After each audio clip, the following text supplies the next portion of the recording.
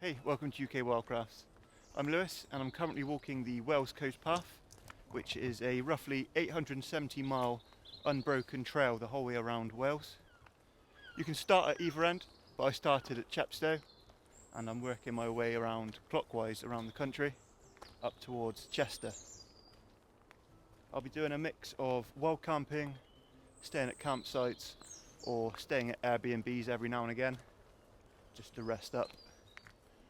I'll also be foraging a lot of my food, so I'll try to include some of the cook-ups that I'm doing. The first part of the Wales Coast Path has some nice views of the Severn Estuary.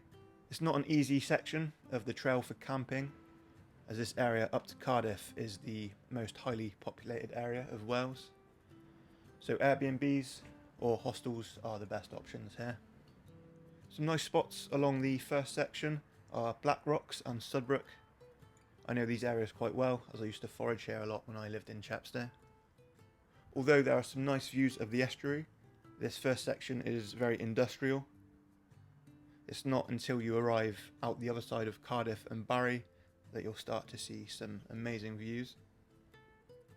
By around day 5 I started on the Glamorgan Heritage Coast. It's an area of Wales I'd never been to before and was surprised by how stunning the scenery was. This part of the coast has beautiful cliffs and hidden coves. It feels much more remote around here.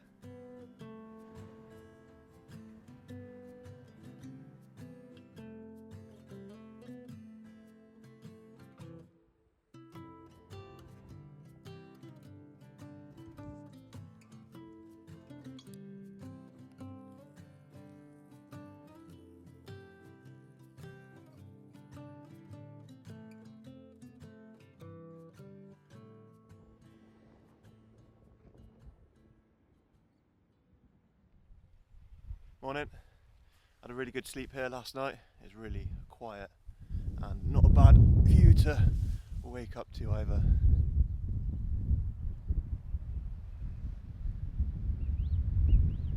And the good thing is, it's Monday morning now, so I've got the whole place to myself.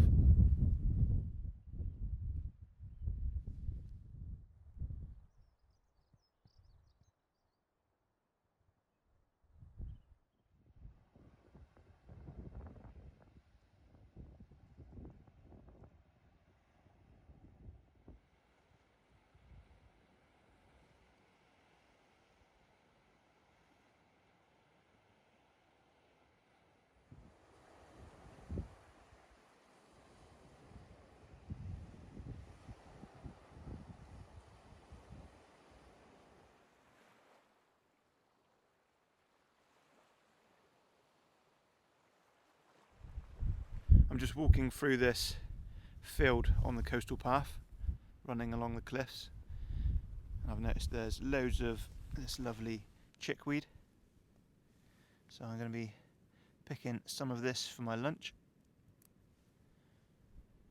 Big part of foraging is just keeping your eye out while you're walking. I'll just add this into a sandwich or something. It's basically just like a nice sweet lettuce. Most of these plants that I'll be foraging on this trip I've already filmed in more detail. I'll leave links to these plants in the description of the videos.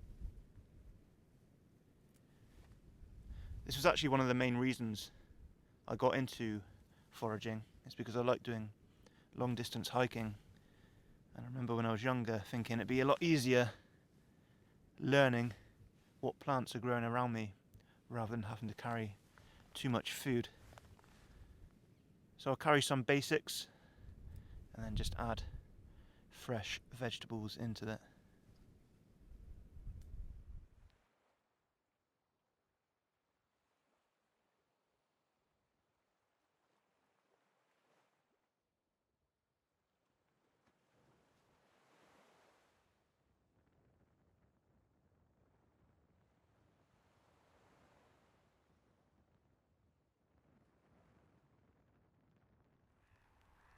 That was quite a storm last night, absolutely hammering it down.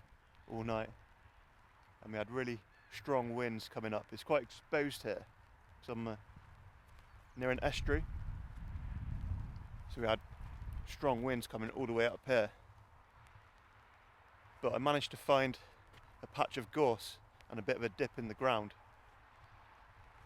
and I've put my tent there, and it's made quite a difference actually, a bit more sheltered.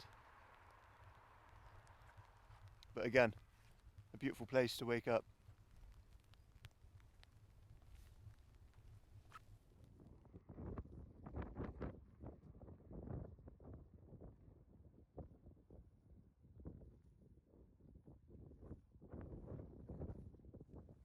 I always like to make sure when I'm out camping that you leave your camp spot how you found it, apart from maybe a little dry patch, and make sure to take everything with you.